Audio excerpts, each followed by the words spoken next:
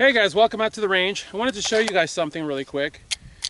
A few weeks ago, one of my viewers made a comment, and I wasn't really sure what it was the direction he was going in the comments, and I was like, I want to make sure I'm reading this correctly and not misreading or reading too much into what he just said. So I asked for clarification, and the comment was, I can't seem to get my slide to drop when I slam the magazine in.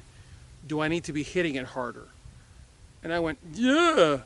And so I very pointedly asked the question. He was under the understanding that when your weapon locks to the rear and you drop your mag, which I am, and here, rabbit trail, I am trying my best to erase the age-old thing of dropping the mag and getting the next one in, because this is physical evidence with my fingerprints on it. My casings don't have fingerprints on them because I load my magazines with gloves. So I try not to leave physical evidence around if I can avoid it. So, okay, we'll have to cover this on another day. But anyways, his thing was that when the gun goes empty and the gun locks to the rear, that he would drop his mag and his next mag would go in, and purely from, and actually I don't want to do it, and purely from the action of slamming the mag in, that the slide would go home. And he said something to the tune of that he'd seen some Navy SEAL doing it. Now here's the deal. I think I know the video he's talking about. I'm not going to bother putting it on the screen because, you know, people will get all butt hurt and you're an idiot. But I remember watching this video, and this was apparently a Navy SEAL thing.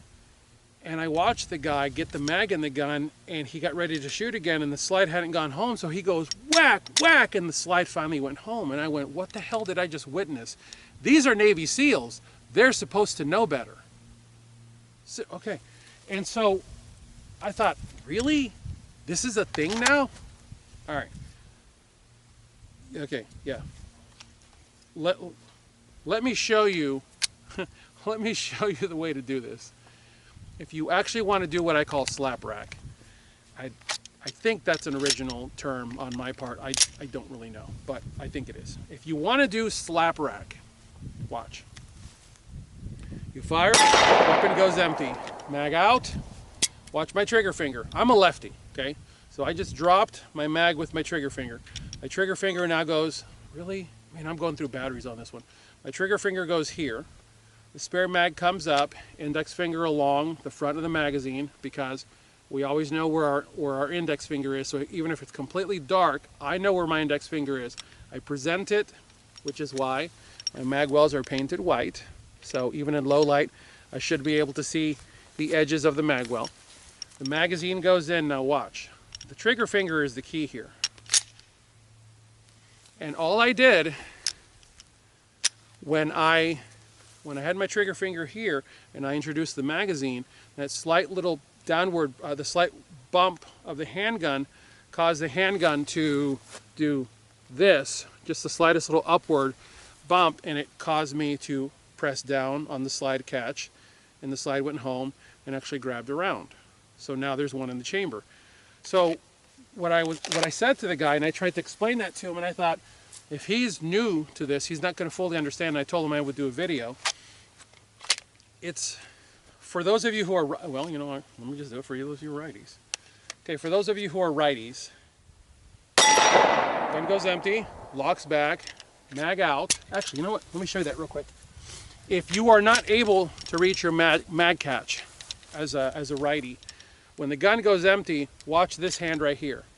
I hook the front of the gun and I roll the gun into my thumb. I roll the gun into my thumb like this to hook, and the mag comes out. Now remember, if you're trying to drop your mag like this, you're not helping yourself. Then you become the guy who's doing this or doing this, trying to get his magazine out. The moment you pull the trigger again and realize your gun is empty, from this position, from the horizontal, drop your magazine. Because you're helping gravity do its job. You're helping gravity drop that mag for you. And look, even though I've got big hands, I've always found mag catches to be, mag catches work better with the shooting finger. So if you have a 4th and 5th generation Glock, flip your mag catch over. You're going to find this motion is so much more efficient than this motion is. But anyways, the mag comes out, the next mag comes up and in, my thumb now goes high, mag goes in, and it's one motion, it's in. And slide went home, and now there's one in the chamber. And this like literally takes like 3 reps to learn how to do. And once you get it, you got it. And it buys you a great deal of time. And I'll show you guys what I actually try to do now, because this does buy you a lot of time. Weapon goes empty, mag out, mag in, slide went home, and I'm back on. And the other reason that I don't like to even shoot my gun to empty is because I am now forced to do an emergency reload versus the top off. If I manage my load, and look, let's be realistic. Let's have a conversation. Let's have a realistic conversation. I reached out to one of my mentors recently who is a former Special Forces operator, and I said to him, don't overthink this question. I'm not looking to get you in a trap. Just reflexively answer this question. How many people can you realistically drop? If the fight breaks out, how many people can you realistically drop? He says if you have skill and surprise and violence of action on your side, maybe 2, possibly 3. And I'm not going to lie to you, I went, what? I was like, somehow I kind of sort of knew that was going to be the answer, but I was sort of shocked to hear that level of truth come out of his mouth. So I'm going to say it again. How many people can you realistically take out best? I don't want to use kill because I firmly believe that firearms, well, not even firmly believe, it is fact that firearms are not that good at killing people. Knives are really, really good at killing people. But knives require you to get very close. Firearms are really good at pushing people. I always say to people that this is like Jedi Force. I can change your behavior from over here if you're over there with this. With a knife or a lightsaber, unless you actually throw the lightsaber, you know, you have to get in, right? You have to get in and up on that person. So I said to him, how many people can you realistically stop in a gunfight? And he says, if you have skill, if you have surprise on your side, and if you use true violence of action, meaning you go all the way to level 10 instantaneously. He says, maybe 2, possibly 3. And that was a very difficult thing to really get, right? So let's look at this from the standpoint of this moment right here.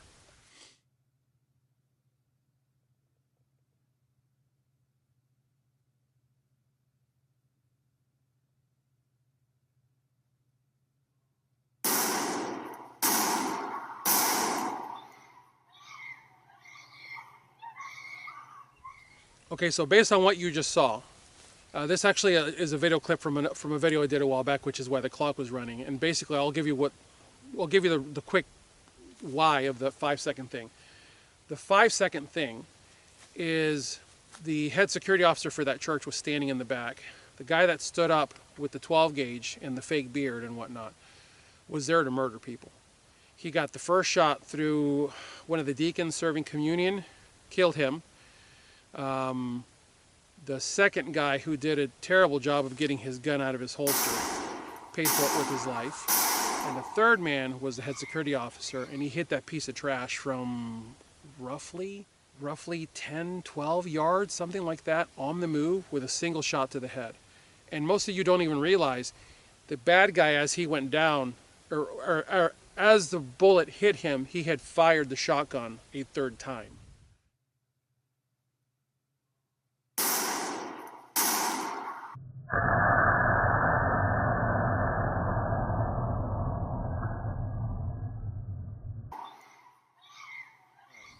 So he was fully intent on killing more people because that weapon was fired again just as the bullet passed through and basically disconnected him. That was 5 seconds, okay? Now let's imagine that there were more people in that church, right? more bad guys in that church. And let's imagine that you had the ability to actually identify and hit them. Let's say that you had to fire 3 rounds to stop the first guy, and then you identify their 2 other cockroach buddies, number 2 and number 3. So you go 1, 2, 3, and drop that dude, and you begin to retract, and you realize there's another one, and you go 1, 2, 3, and then you find the other one, 1, 2, 3, 4, 5, and you finally stop him because he's now begun to move on you. So you finally drill that dude and you knock him over. So now you've fired 1, 2, 3, 4, 5, 6, 7, 8, 9, 10, 11 out of a 17-round magazine. And if you're 17 plus 1 out of 18 round capacity. So you still have a fair amount of ammunition left. So it is a tactical pipe dream to think you're actually going to fire your handgun completely to lockback. But at this point, you probably may want to consider doing this next.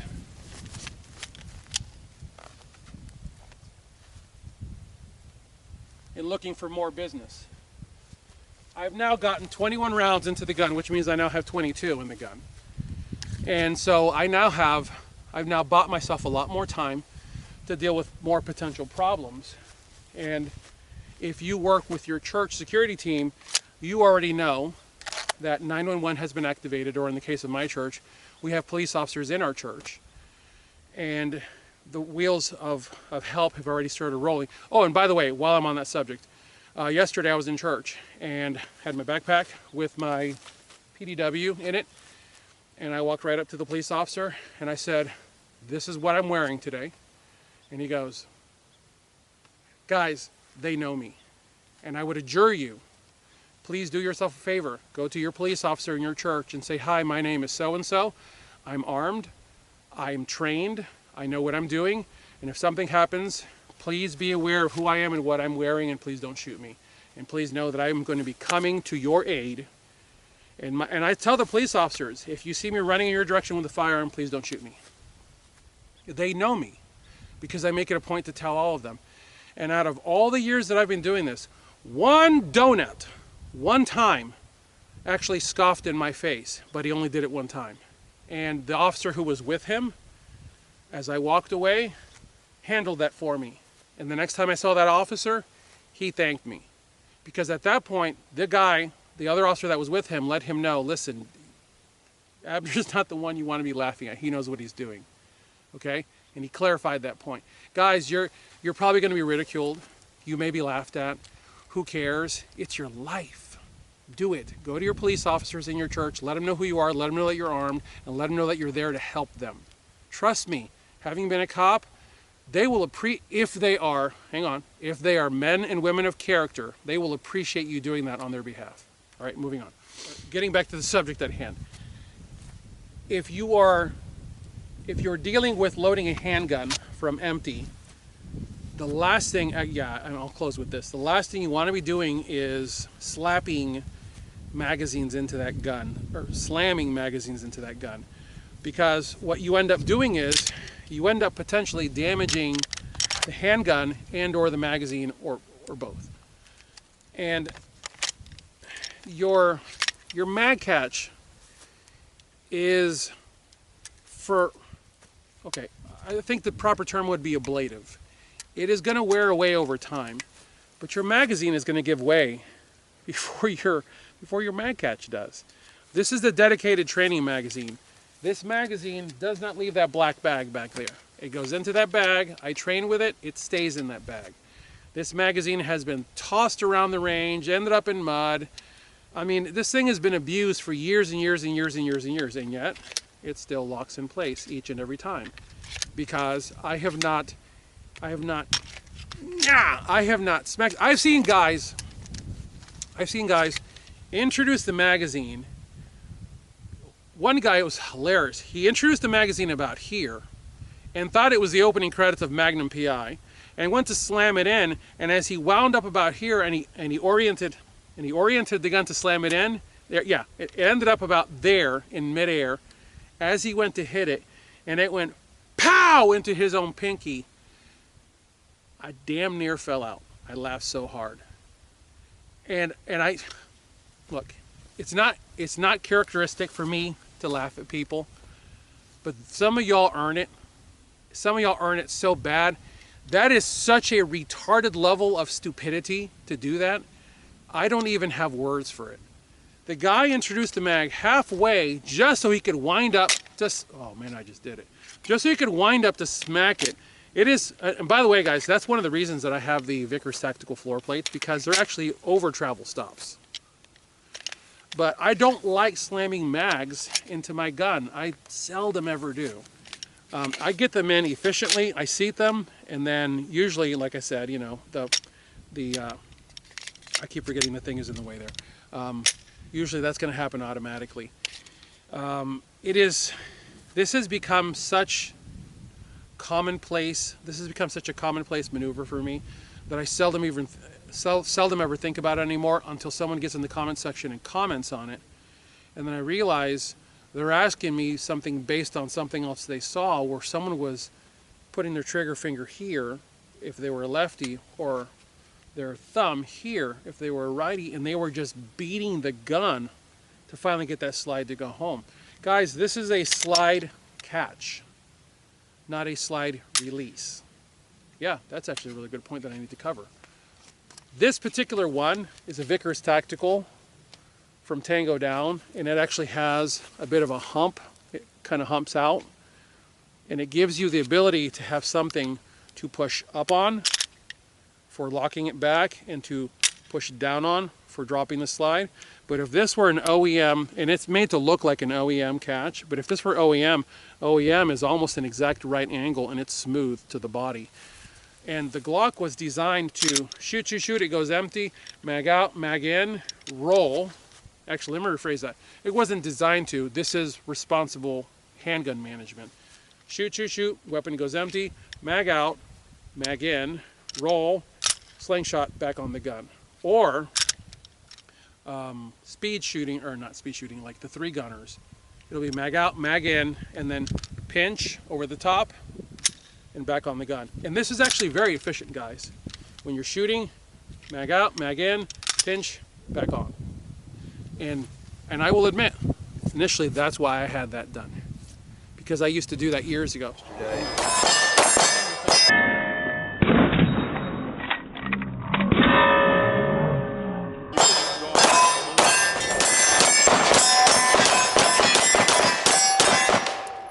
With all of our stuff, we can put our first names on there.